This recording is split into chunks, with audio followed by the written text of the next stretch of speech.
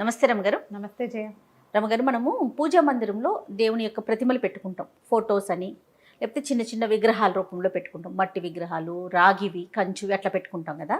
వీటికి ఒక ఆర్డర్ ఉంటుందా? అంటే ఫస్ట్ ఈ విగ్రహం పెట్టుకోవాలి, వరుస క్రమం అట్లా ఏమన్నా ఉంటుందా రమగారు? అవన్నీ పర్సనల్ థింగ్స్.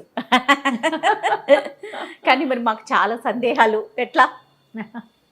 పూజా మందిరాలు ఉండే అలవాటు ఉండాలి, పూజా విధానపు పద్ధతులు ఉండాలి. శైవులు శివారాధన చేసేవాళ్ళు వాళ్ళకు ఒక పద్ధతి, ఓకే, విష్ణువారాధన చేసేవాళ్ళు ఒక పద్ధతి, వాళ్ళదే. లింగధారులు, లింగాయతులు ఇలా కొన్ని పద్ధతులు వేరే, వాళ్ళది వాళ్ళ పద్ధతి. సాధారణంగా ఎవరైనా ఏదో పటాలు పెట్టుకుంటాం, విగ్రహాలు పెట్టుకుంటాం, బొమ్మలు పెట్టుకుంటాం.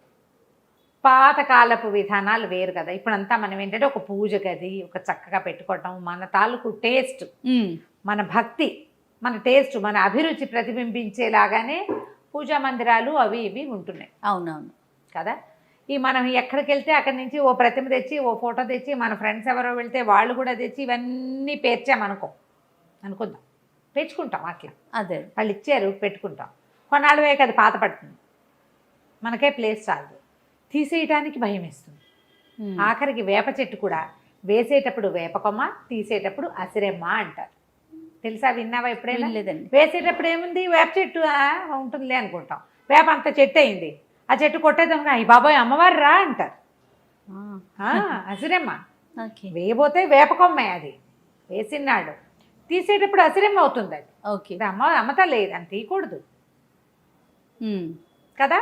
ఇప్పుడు ఒక ప్రతిమ కొన్ని రోజులు పూజ చేసాం, అది భగ్నమైన, చిరిగిన, పగిలిన, పాడైన, పాతబడిన తీయాలంటే చచ్చే భయం వేస్తుంది. అవును. అందుకని ఎక్కడెక్కడి నుంచి వచ్చిన ప్రతిమలు, విశేషాలు అన్నీ చేర్చుకోవద్దు.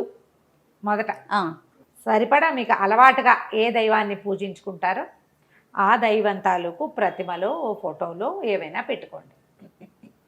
ఈ ప్రతిమా విశేషాలు అవి పెట్టడానికి కూడా లోహంతో చేసిన ప్రతిమలు, మట్టితో చేసిన ప్రతిమలు రకరకాలు ఉన్నాయి కదా. వెండి, బంగారు, కంచు, ఇత్తడి, పంచలోహాలవి ఇట్లా ప్రతిమలు పెట్టుకుంటారు. ఈ ప్రతిమ ఇంతకు మించి ఉండకూడదని ఒక పరిమాణం చెప్తారు. ఆ ప్రతిమ కూడా బోల్ ఉండకూడదు, హాలో ఉండకూడదు. హాలోగా ఉన్నది పనికిరాదని కొన్ని చోట్ల చెప్తారు. మనం ఎన్నని ఫాలో అవుతాం?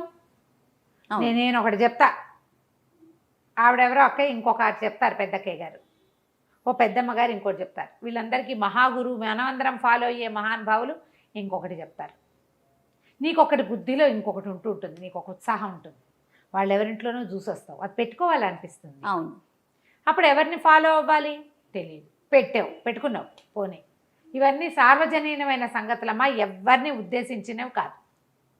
ఎవరో వస్తారు, నా బొట్టు వాళ్ళే, అదేంటి అది అలా పెట్టుకున్నారు, ఇలా పెట్టుకోకూడదు కదా, ఇలా అవుతాయి అని చెప్తారు. నేనైతే ఎవరింట్లో చెప్పని చెప్తున్నా, మాట వరుస. అలాగే ఏదో తోచక మాట్లాడే వాళ్ళే చెప్పేసరికల్లా ఆ ముందు రోజు ఆ వెనక రోజు ఏదైనా అయ్యిందనుకో, దాని మీదే లాగుతుంది, ఇది అక్కడికి కనెక్ట్ చేస్తూ ఉంటాం. అవును కదా. అవునండి. ఎప్పుడు కూడా ధర్మ సంబంధమైన వ్యవహారాలు ఒకటి నువ్వు గట్టిగా ఉండు, స్ట్రాంగ్, నా ఇష్టం, నాకు ఇదే ఇష్టం, నేను ఇలాగే చేస్తా, నాకు ఇదే నచ్చింది, నేను ఈ దేవుడినే పూజిస్తా, అది నా కృష్ణుడే ఇష్టం, ఇంతెత్తు కృష్ణ ప్రతిమే నేను పెట్టుకుంటా, నీ ఇష్టం. లేదా మా ఇంట్లో ఉంది, మా అమ్మమ్మ చేసింది, అమ్మ చేసింది, లేదా అత్తగారు చేశారు, మేము ఇలాగే పెట్టుకుంటాం, అది కూడా నీ ఇష్టం. రెండో పాయింట్ కాదు, ఒక గురువు గారు వారు ఏది సెలవిస్తే అది పెట్టుకో. ఒక గురువు గారు ఒకటి నువ్వు, రెండోది నీ పురాతనమైన మీ ఇంట్లో పద్ధతి, లేదా ఒక గురూజీ, ఇలా పెట్టుకుని మీరు ఏవైనా పెట్టుకోవచ్చు, ఏ ఆర్డర్లో అయినా పెట్టుకోవచ్చు. సాధారణంగా ఏం చేస్తారు, లక్ష్మీ, సరస్వతి, వినాయకుడు ఉన్న పటం అందరిళ్లలోనూ ఉంటుంది, శ్రీరామ పట్టాభిషేకం అందరిళ్లలోనూ ఉంటుంది, నరసింహస్వామి ఇష్టం నరసింహస్వామిని పెట్టుకుంటారు, వెంకటేశ్వర స్వామి ఇష్టం వెంకటేశ్వర స్వామి ప్రతిమ పెట్టుకుంటారు. ప్రతిమ పెట్టుకోకపోతే పటం పెట్టుకుంటాం. మాకు కృష్ణుడు ఇష్టం, మాకు ఒక భుజి కృష్ణుడు. లక్ష్మీదేవి అందరిళ్లలోనూ లక్ష్మీదేవులు, మళ్ళీ వరలక్ష్మి వ్రతాలు, బంగారపు షాపులు వాళ్ళు రండి మీకు అవేవో ఇస్తామని పిలిచి కొన్ని దశాబ్దాలుగా అందరిళ్లలోనూ లక్ష్మీదేవులు ఉంటున్నారు. ప్రతిమలు కొనుక్కుని పెట్టుకుంటారు.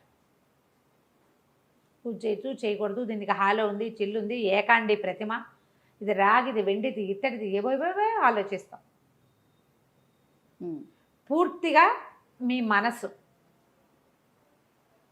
నేను ఒకటి చెప్తా, మా ఇంట్లో ఇలా కాదండి అంటావు నువ్వు, అవునా? ఖచ్చితంగా. అబ్బాయి బాయిలు మీరు మీవన్నీ మా మీద ఎందుకు రుద్దుతారు అంటారు ఇంకొకళ్ళు.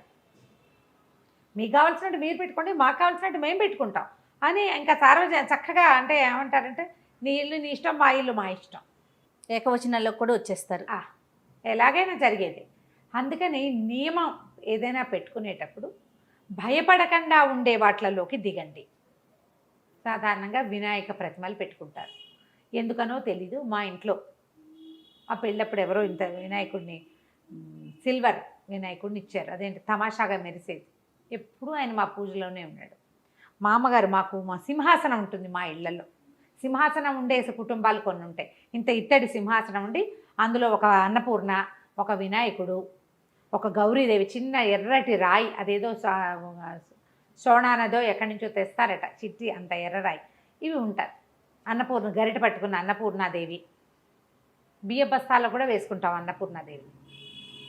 ఈ సింహాసనం ఉంటాయి. కొన్ని చోట్లేమో ఇలాగా ఒక దాంట్లో ఒకటి పెట్టి ఉన్నటువంటి బిద్దెలు, అరివేణాలు అవి ఉంటాయి చూడు, కుండలు, అట్లా దాన్ని ఏదో అంటారు, బుడ్లు ఏమంటారో కరెక్ట్గా దాని పేరు నాకు గుర్తు రావటల్లా. ఓ 4 ఉండాలి పూర్ణ కలశాలు. గంగాజలం పెట్టుకుంటారు కొంతమంది. ఇందులో ఇదే కరెక్టు ఇది తప్పు అని ఏమీ లేదు. నేను చెప్పా కదా 3 పాయింట్లు, ఎవరైనా ఇదే చెప్తారు.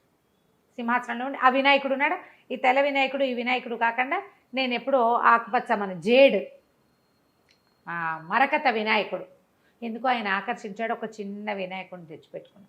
మాకు ఒక పంచాయతనం ఉంది, అందులో గణపతి ఉన్నాడు. ఎంతమంది గణపతులు అయ్యారు? 4 అయ్యారు. మా మందిరం పెద్దది, ఎప్పుడో చూపించాం కదా చెక్క మందిరం. అయితే మొన్న ఎవరో అంతమంది గణపతులు ఉండకూడదుట అన్నారు.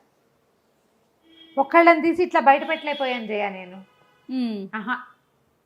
నేను నా సొంత సంగతి ఎందుకు చెప్తున్నానంటే, ఈ విషయంలో ఇలాగే ఉంటుంది. మనసొప్పలేదు నాకు మనసొప్పలే. మామగారు చాలా ప్రీతిగా ఇచ్చారు ఇది. ఇప్పుడు ఎక్కడ 30 ఏళ్ళైంది మా పెళ్ళైన సంవత్సరం. ఆ సింహాసనంలో ఉన్న ఆ వినాయకుడు, రాతి వినాయకుడు, ఆయన్ని తీబుద్ధిగాల పంచాయతనం మావారు పెట్టుకున్నారు. ఆయన దేవుడు, ఆయన మనం ముట్టుకోకూడదు. నేను తెచ్చుకున్న ఆకుపచ్చ వినాయకుడు అంటే నాకు ఎంతో ఇష్టం. మాకు ఇలా మందిరం లేకుండా గోడకి ఒక చెక్క కొట్టి దాని మీద దేవుళ్ళని పెట్టుకున్న రోజుల నుంచి మా ఇంట్లో ఆ తెల్ల వినాయకుడు ఆ మందిరంలోనే ఉన్నాడు, అక్కడే ఉన్నాడు. దేవుడు ఎక్కడ పూజ చేసుకుంటున్నామో అక్కడ గంధం పెట్టి ఓ బొట్టు పెట్టే అలవాటు. ఏ ఒక్కళ్ళని తీసి పక్కన పెట్టలా, నేను పెట్టబుద్ధి కాలా. నాకు నా మనసే కదా ఇక్కడ ప్రవర్తించింది, నేను వినలేదు ఆ మాట.